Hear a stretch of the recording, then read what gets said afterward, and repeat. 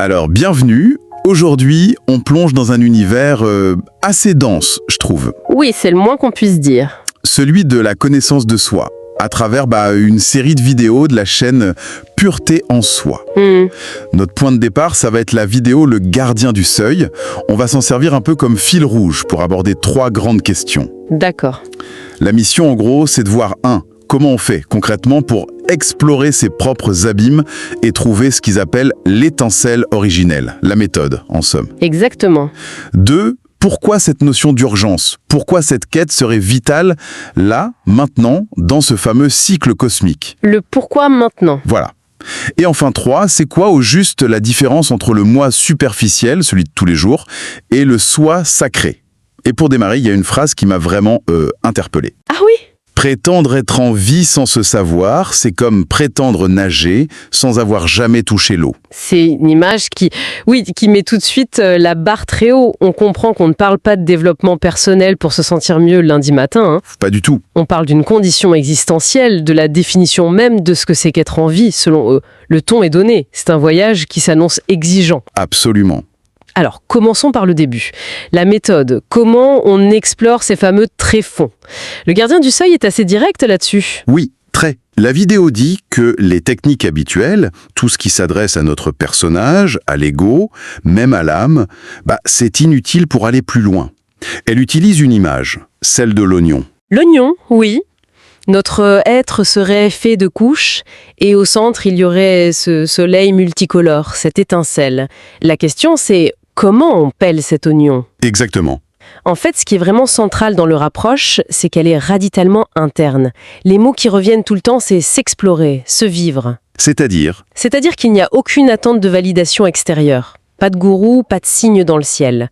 La vidéo, ce qui suit la mort, parle même de devoir descendre dans son abîme interne pour retrouver une sorte de pureté. Un abîme interne? Oui. Et c'est un processus en 2 temps. D'abord une auto-instruction, on apprend par soi-même à se décoder, et puis ça évolue vers une instruction par la présence. Et ça veut dire quoi, instruction par la présence? Ça veut dire que ce n'est plus l'intellect qui apprend. C'est la conscience elle-même qui reçoit l'info, directement.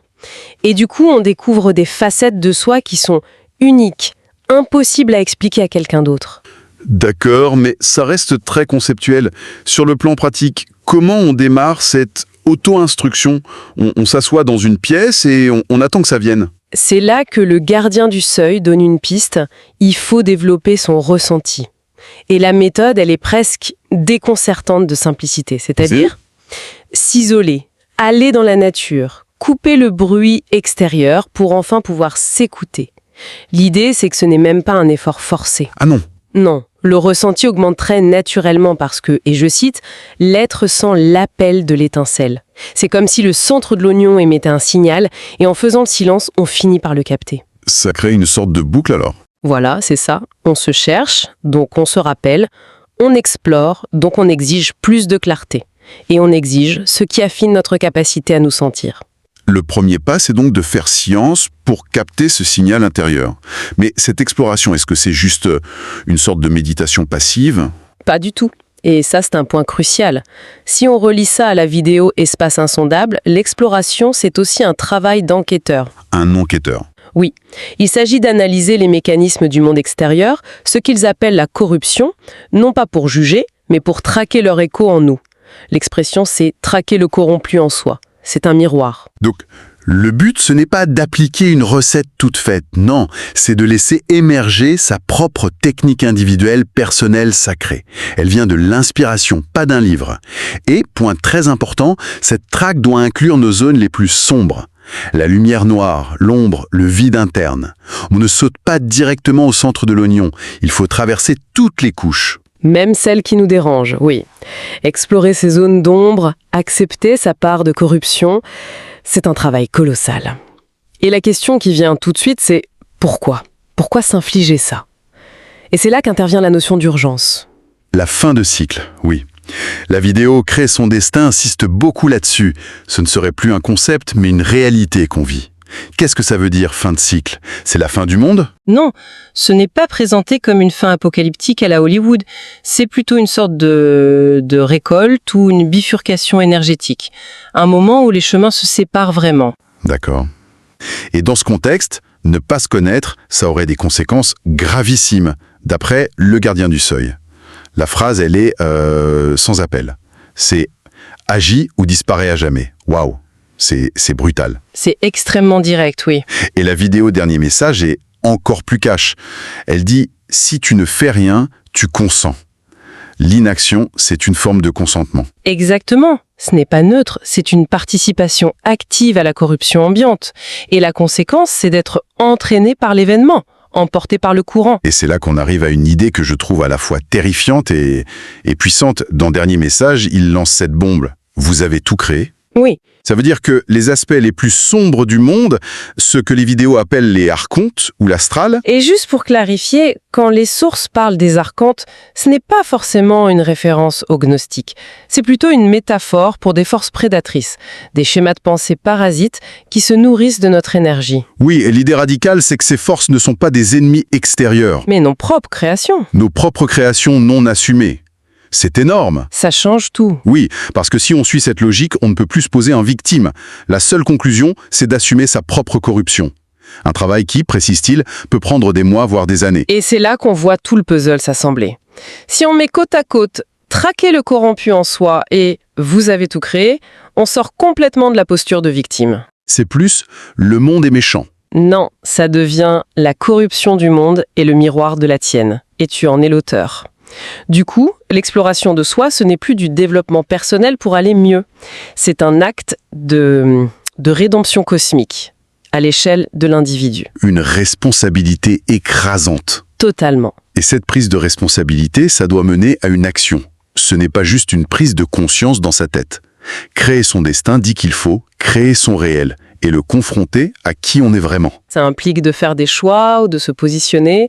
Oui, la vidéo pose la question et je la trouve très directe. Est-ce une bonne idée de continuer de te mélanger avec des êtres qui n'iront pas du tout au même endroit que toi ? Ça demande une lucidité presque chirurgicale. Oui, il y a une idée de préservation de son énergie, de ne plus se disperser. Ce n'est pas un jugement moral sur les autres, hein. C'est une question de cohérence vibratoire pour utiliser leur langage. C'est comme essayer de nager à contre-courant. En étant accroché à des gens qui dérivent dans l'autre sens. À un moment, il faut choisir. Et cette idée de se mélanger ou non, ça nous amène directement à notre troisième question. Pour savoir avec qui on se mélange, il faut savoir qui est ce jeu. Quelle est la différence entre ce moi superficiel et le soi sacré? Le moi superficiel, il est décrit comme le personnage, l'animal humain. Et la vidéo « Qui es-tu » a des formules choc. Ah oui, je m'en souviens, je cite « Si tu penses, tu es de la nourriture » et une autre « Si tu vibres, tu détruis ta vie ». C'est très percutant. Mais attendez une seconde. Si tu penses, tu es de la nourriture, c'est d'une violence. Enfin, comment on est censé fonctionner dans le monde sans penser? Est-ce qu'ils font une différence ou est-ce que c'est tout l'intellect qui est condamné? C'est une excellente question et c'est là justement qu'il faut un peu nuancer. Ce n'est pas une condamnation de l'intellect comme outil. D'accord. L'intellect, on en a besoin pour construire un pont ou même pour avoir cette conversation. Le penser qui est visé ici, c'est le processus mental involontaire, le bruit de fond incessant, le hamster dans sa roue qui rumine. Le bavardage mental. Voilà. C'est cette activité-là qui est décrite comme une fuite d'énergie, un signal qui attire ces fameuses forces archénétiques. Et c'est pareil pour le vibrer. Il ne s'agit pas de devenir un robot sans émotion. Non, bien sûr. Il s'agit de cesser d'être le jouet de ses émotions, de vibrer de manière réactive, chaotique. C'est ça qui détruit la vie en nous, maintenant dans des cycles de drame. Le moi superficiel, c'est l'entité qui s'identifie à ça. Donc, si je résume, le moi superficiel, ce serait un peu comme le personnage qu'on incarne dans un jeu vidéo. Il a ses compétences, ses émotions, ses objectifs dans le jeu. Comme vouloir une Porsche en pleine fin de cycle. L'exemple de Dernier Message, exactement. Et il y croit dur comme fer qu'il est ce personnage. C'est une excellente analogie. Et dans ce cas, le soi sacré, ce serait le joueur, la conscience assise devant l'écran qui est derrière le personnage mais qui n'est pas limitée par lui. Le joueur qui sait qu'il est en train de jouer. Oui. La vidéo Impact du soi individuel le décrit comme la totalité de nos vies, de nos étincelles, notre unicité fondamentale.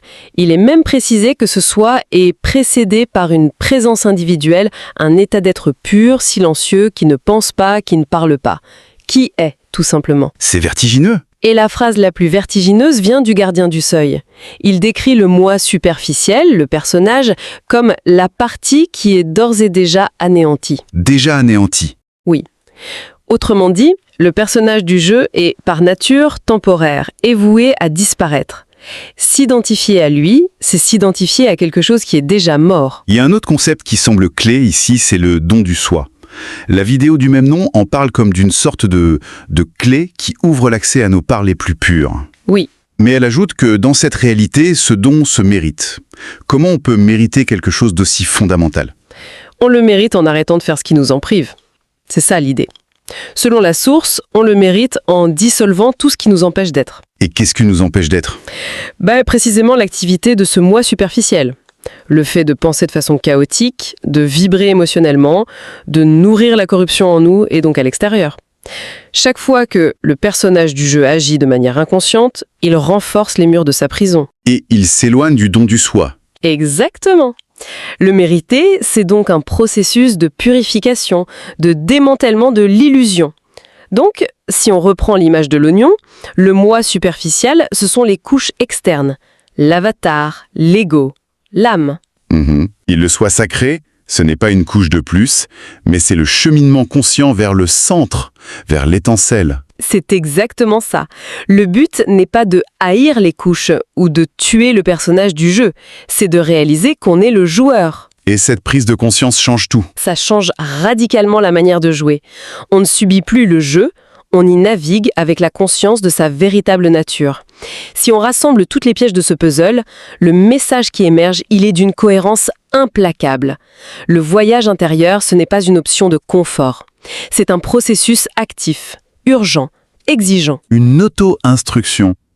Une auto-instruction qui demande de développer un ressenti subtil, mais aussi d'accepter une responsabilité radicale, celle d'être le créateur de sa réalité, y compris de ses parts les plus sombres. Et c'est cette démarche, ce retournement complet de perspective, qui est présentée comme la seule voie pour naviguer la fin de cycle, pour cesser d'alimenter un système qui nous maintient dans l'illusion. Voilà. Et, pour conclure, j'aimerais bien qu'on reste sur une pensée. Une pensée qui est, je trouve, particulièrement dérangeante. Ah oui, je vois de laquelle vous parlez. Elle est tirée de la vidéo « Dernier message ». L'auteur y suggère qu'un acte d'une violence apparente, comme donner un coup de pied à quelqu'un qui répète namasté de manière mécanique, vide de sens, c'est une image très forte. pourrait être un plus grand acte d'amour que de le laisser s'enfoncer dans son illusion. C'est une image extrême, bien sûr, mais elle nous pousse à une question finale. Une question à laisser infuser. Dans une réalité décrite comme totalement inversée, où le positif peut masquer la corruption, où la gentillesse peut être une anesthésie, cette exploration nous force à nous interroger. À quoi ressemble un véritable acte d'amour? Et si, parfois, cet amour devait prendre une forme que notre moi superficiel, notre personnage, jugerait absolument inacceptable?